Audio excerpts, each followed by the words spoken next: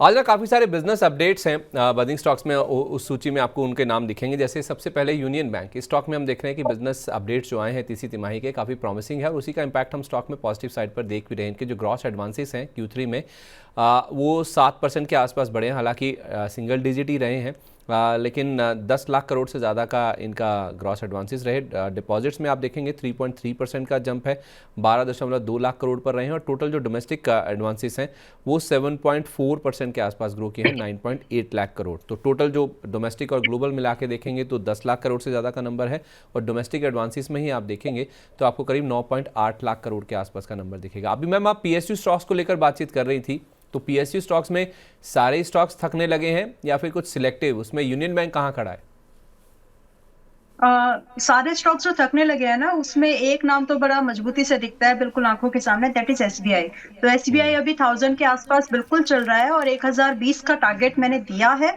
उसके बाद मतलब SBI को मैं किसी भी एंगल से 1100 के ऊपर नहीं जाते हुए देख पा रही हूँ।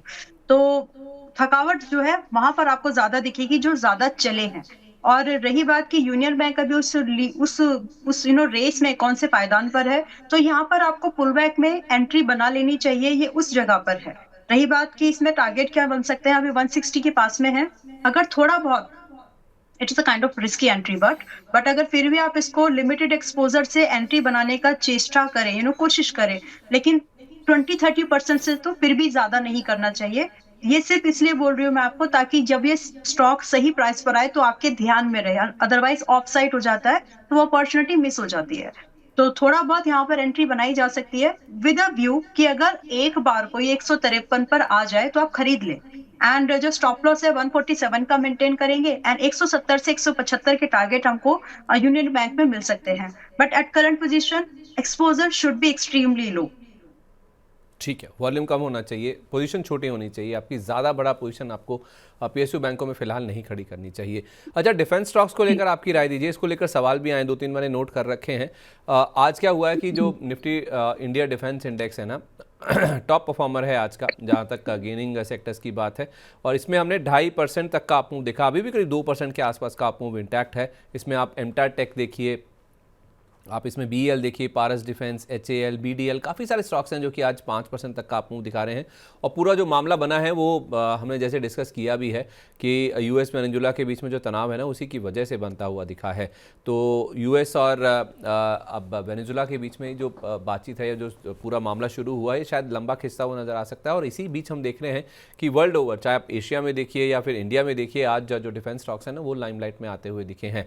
अब इसको लेकर जो सवाल आ रहे हैं ना, एक तो गौरव तिवारी जी का सवाल था, मैंने उस समय होल्ड किया था। इनके पास मैम 4,500 रुपये की एक कॉल ली हुई है HAL की, 138 रुपये पर बाइंग है इनकी। ये पूछ रहे हैं कि क्या करना चाहिए। अच्छा ठीक है, देखिए HCL में स्पॉट मेरे पास सिर्फ इसकी एक यूनिट है, वो मैंने सिर्फ ट्रैकिंग पर्पज से रखा हुआ है। सो बहुत सिग्निफिकेंट, मतलब अगर मैं बहुत छोट एक ही यूनिट है सिंपली। तो just for it's a disclosure कि अगर आप HCL डालेंगे तो मेरे पोर्टफोलियो में दिख जाएगा, but unit is only one. So after this disclosure, यहाँ पर जो अपकमिंग टारगेट्स आपको देखने के लिए मिलेंगे जनवरी सीरीज में, यानी एक महीने के हिसाब से, वो लगभग 4650 एंड 4800 के टारगेट्स आपको दिख सकते हैं HAL में। तो उसके हिसाब से आप अपनी कॉल को होल्ड करके रखें तो कोई प्रॉब्लम नहीं है। नाउ आपको एग्जिट कब प्लान कर लेना चाहिए, अगर 4300 टूटता है डाउनसाइड के लिए स्पॉट चार्ट पर, तब दैट्स एन एग्जिट। तो तब तक ये सस्टेन है 4300 के ऊपर, आप इसको रख सकते हैं। Very likely it will give you a profitable exit.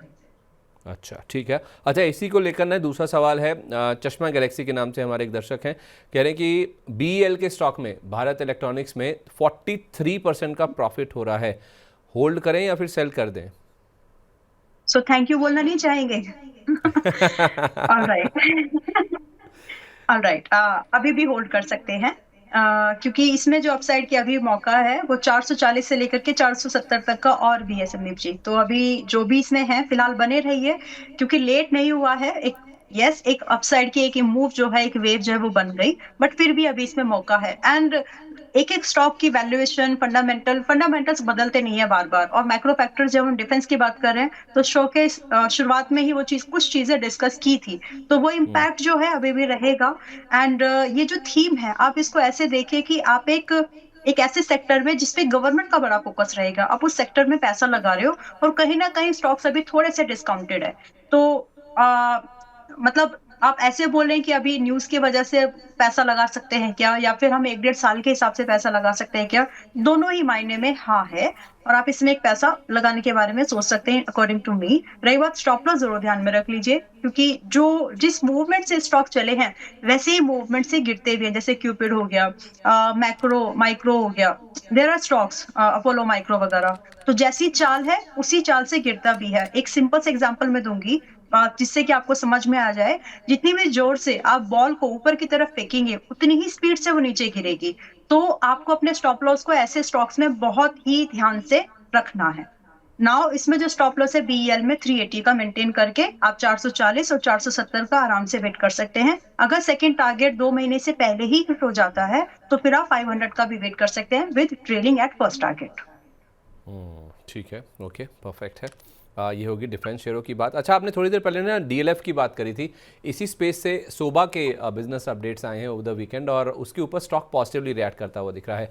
अब हुआ क्या है, क्वार्टरली बेसिस पर देखें तो रिकॉर्ड रियल एस्टेट सेल्स इन्होंने रिपोर्ट करी है। इस बार जो Q3 के बिजनेस अपडेट्स इन्होंने जारी किए हैं उसमें टोटल सेल्स वैल्यू देखें 52% से ज़्यादा का जंप इन्होंने रिपोर्ट किया है। 2115 करोड़ रुपए का सेल्स का नंबर इन्होंने रिपोर्ट किया है। एवरेज प्राइस रिलेशन देखें तो 15,436 रुपये पर स्क्वायर फीट पहुंच गया, जो कि करीब करीब 13% के आसपास का जंप है। और 13% का जंप आपको क्वार्टर क्वार्टर बेसिस पे भी दिखेगा। जो न्यू सेल्स एरिया है उसमें भी करीब 35% के आसपास का जंप इन्होंने रिपोर्ट किया। 1.37 मिलियन स्क्वायर फीट का एरिया इन्होंने इस बार सेल्स एरिया रिपोर्ट किया है।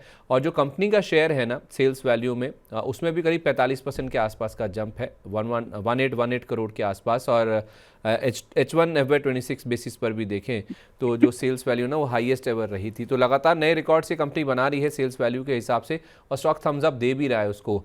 अभी भी अपने रिकॉर्ड हाई से दूर है। मैं इसका चार्ट देख रहा था, 1732 के आसपास का इसका ऑल टाइम हाई है। क्या वहां तक जाने का दमखम है जिस तरह के बिजनेस अपडेट्स आ रहे हैं इसके? यस, नॉट ओनली 1700, ये 2000 के पार भी चला जाए अगले 2 क्वार्टर्स में तो किसी को भी सरप्राइज नहीं होना चाहिए। और जो एक बड़ा पॉजिटिव इम्पैक्ट जो रहेगा वो सिर्फ ये नंबर ही नहीं, मैंने प्रोडक्शन कॉस्ट जो है, बिल्डिंग कॉस्ट जो है, जिस तरह से जीएसटी घटा है सीमेंट वगैरह इन सब प्रोडक्ट्स के ऊपर, तो उसका इम्पैक्ट यहाँ पर देखने को मिलेगा। तो कहीं ना कहीं थोड़ा सा सस्ता प्रोडक्ट बेचने की लिबर्टी आ जाएगी, जिसकी वजह से आप सेल्स में थोड़ा सा कॉम्पिटिटिव प्राइस के थ्रू मार्केट को रिटेन या फिर अपने प्रोडक्ट को ज्यादा बेचने की कोशिश कर सकते हैं। तो जो जीएसटी घटा है सीमेंट जैसे प्रोडक्ट के ऊपर, स्टील जैसे प्रोडक्ट के ऊपर थोड़ा बहुत, तो उसका फायदा मिल सकता है यहाँ पर। तो यस, ऑन दैट नोट 1700 से 2000 का भाव जो है आसानी से लगता है कि आ जाएगा। तो इसको एक ट्रेड के तौर पर, एक इन्वेस्टमेंट के तौर पर भी देख सकते हैं। अब जो लोग रियल एस्टेट में काम करना ही चाहते हैं and direct stock to stock action नहीं ले सकते, उनके लिए एक और मार्केट पे कुछ अच्छे सॉल्यूशंस पे, जो रीट्स होते हैं ना, रियल एस्टेट रीट्स, उनको भी आप लोग चाहे तो देख सकते हैं। तो जो चार्ट पर ग्रोथ मिलेगी वो तो मिलेगी ही, साथ में आपको जो यील्ड मिलता है वो भी रहेगा।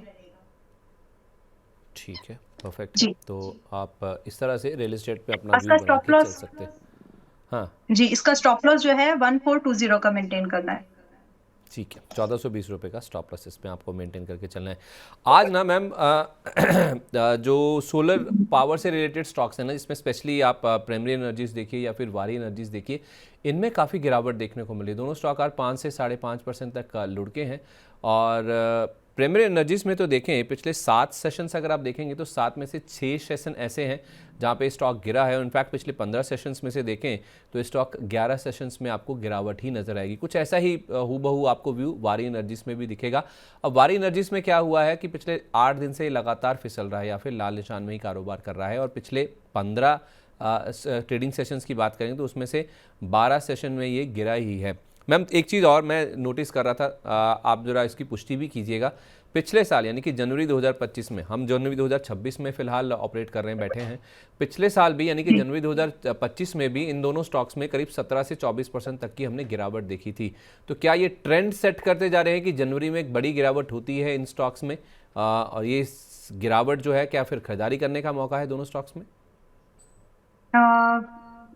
एक ट्रेंड ऐसे तो नहीं इसमें बना सकते, मतलब बिल्कुल ही एक ही चीज को लेकर के हम लोग यही मान के चले तो नहीं, हर एक स्टॉक के पीछे कुछ ना कुछ उससे में कुछ कारण बन जाते हैं, तो वो एक चीज जरूर रह सकती है। बाकी टू बी स्पेसिफिक कि हम प्रीमियम एनर्जी जैसे स्टॉक्स में अभी एंट्री करें या नहीं करें, वारी एनर्जी जैसे स्टॉक्स में अभी एंट्री करें या नहीं करें, तो उससे पहले हमको ये जरूर समझना है कि ये जो स्टॉक्स है, वारी एनर्जी का एक बहुत बड़ा जो बिजनेस है वो यूएसए पर डिपेंडेंट था, और जितनी ज्यादा ट्रेड को लेकर के अनसर्टेनिटी रहेगी, वैसे उन्होंने खुला ही बोल दिया था कि नहीं करेंगे इनके साथ में, मतलब इंडियन एनर्जी को हम लोग बॉयकॉट करते हैं, ऐसा कुछ कुछ एक स्टेटमेंट थे जो कि 7-8 महीने पहले आए थे। तो वो सारी चीजें स्टॉक के फंडामेंटल्स को वीक करती है। अगर आप एक ऐसी चीज को पकड़, एक ऐसे जहां पर आपका सबसे ज्यादा रेवेन्यू आ रहा हो, तो ये चीज सेंटिमेंट्स को उस समय बिगाड़ देती है। नाउ ये अगर तब हो रहा हो जब आप सेक्टर से भी महंगे हो, तब डेफिनेटली वहां पर एक प्राइस इन होती है वो चीजें, और आपको एक सही वैल्यूएशन, एक सही प्राइस देने की मार्केट कोशिश करती है। सो एज ऑफ नाउ वारी एनर्जी, एक तो जो मार्केट था जहां पर एक फाइन प्रोडक्ट बिकता था, एक फाइनल आउट जो प्रोडक्शन, क्या बोलते हैं हम उसको, एक final product output, business output, simply जो बिजनेस आउटपुट प्रोडक्ट बिकते थे, वहां से एक सेटबैक आया। और सप्लाई साइड से भी कहीं ना कहीं हमारी जो कॉस्ट है, जो इनके रॉ मटेरियल्स हैं, जो चाइनीज मार्केट पर हमारी डिपेंडेंसी बहुत ज्यादा थी, प्लस जिस तरह से क्रूड के प्राइस, जिस तरह से सिल्वर के, कॉपर के, इन सब प्रोडक्ट्स के प्राइस बढ़े हैं, तो डेफिनेटली जो कंपनी सोलार मॉड्यूल मैन्युफैक्चरिंग करती हैं या उसके प्रोडक्ट्स बनाती है, उनकी कॉस्टिंग बढ़ गई। तो वो सारी चीजें मार्केट ने देखा, समझा, और उसके हिसाब से उनको उन चीजों को प्राइस में दिया गया है, उसको प्राइस जो है प्राइस इन कर रहा है। तो ये कुछ चीजें हैं जिसकी वजह से हमने प्रॉफिट बुकिंग देखी है इन स्टॉक्स में। नाउ महंगे थे सेक्टर से, तो उसका असर डेफिनेटली देखने के लिए मिला। अभी वारी एनर्जी अभी भी यहाँ से भी कंफर्टेबल प्राइस नहीं है एंट्री करने के लिए, और सेक्टर से अभी भी महंगा है। तो मेरे हिसाब से अभी 2700 पर है, आप वेट करिए 2400-2500 का, लगभग 2500 के आसपास यहाँ पर एक बार एंट्री के बारे में बिल्कुल सोचा जा सकता है, with a stop loss at 2200 and for upside target 3000 onwards up to 3200। तो बड़ी रेंज है इसकी, और बड़ी रेंज के हिसाब से इसके टारगेट एंड स्टॉप लॉस है। ठीक है। नाउ प्रीमियर एनर्जी, जी, नाउ प्रीमियर एनर्जी जो अभी 39 के सेक्टर का इसका मल्टीपल है, और ये स्टॉक 29 के मल्टीपल्स पर है। यहाँ पर अगर हम देखें तो थोड़ा बहुत एक चीज, शेयर होल्डिंग पैटर्न पर एक बार हमें नजर जरूर बना के रखनी चाहिए।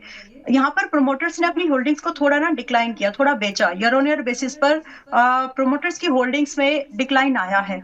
और जब सेक्टर्स में, मैक्रो फैक्टर्स में बहुत सारी प्रॉब्लम्स अगर दिख रही हैं, और उस समय अगर प्रमोटर अपनी पोजीशन को होल्ड करके टाइट ना बैठे, तो जो इन्वेस्टर है उसका भी कॉन्फिडेंस थोड़ा सा डामाडोल हो ही जाता है।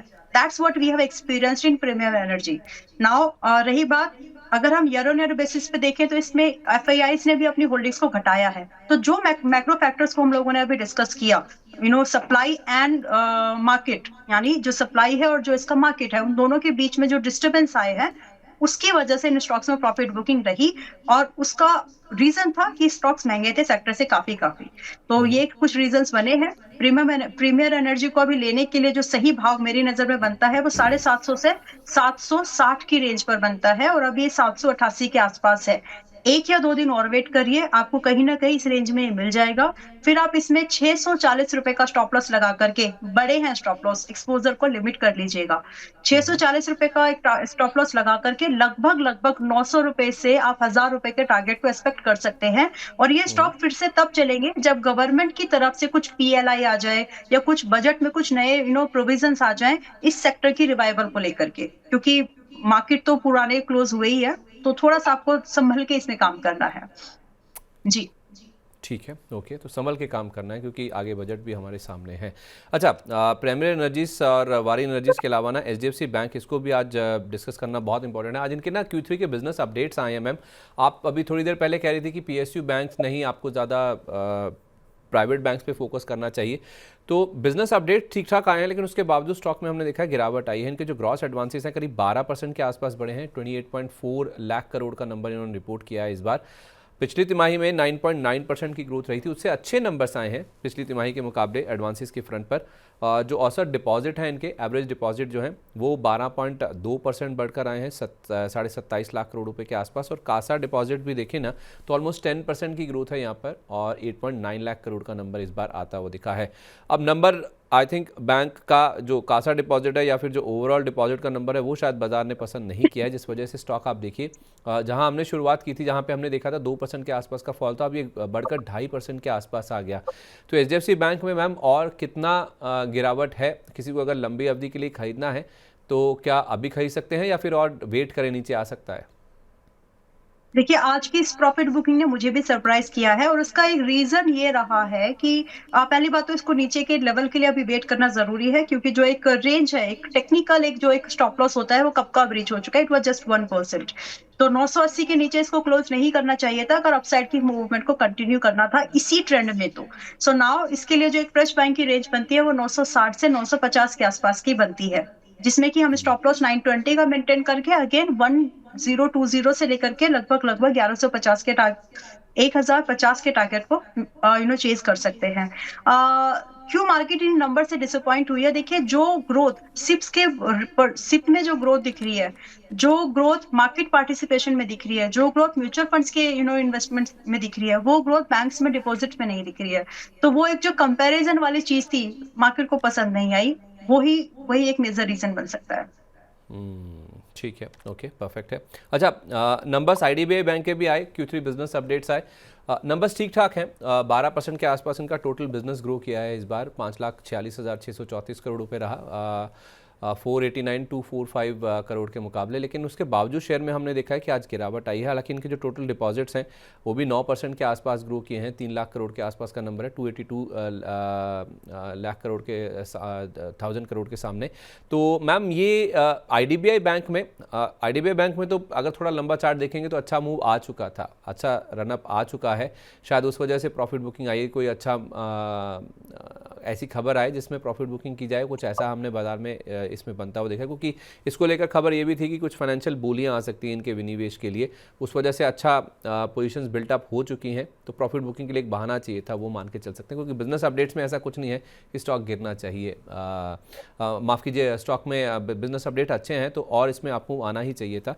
तो ये जो मतलब 4% के आसपास का हमने मूव देखा है इसमें आज के सेशन में आईडीबीआई बैंक में, ये और कितना एक्सटेंड हो सकता है? मैक्सिमम ये 105 से नीचे तो नहीं जाना चाहिए Sandeep ji. 105 should be the buying range for fresh. अगर किसी को इसको वापस से चेज करना है फॉर अपसाइड मूवमेंट तो 105 की तैयारी में रहिए। उससे नीचे तो नहीं लगता कि 105 के नीचे जाएगा, और फ्रेश खरीदारी का भाव भी मेरी ओपिनियन में वही बनता है। ठीक है, ओके, परफेक्ट है। चलिए, इसी के साथ बजिंग स्टॉक से जुड़ा हुआ हमारा जो खास सेगमेंट है ना, उसको हम यहीं पे वाइंड अप करते हैं।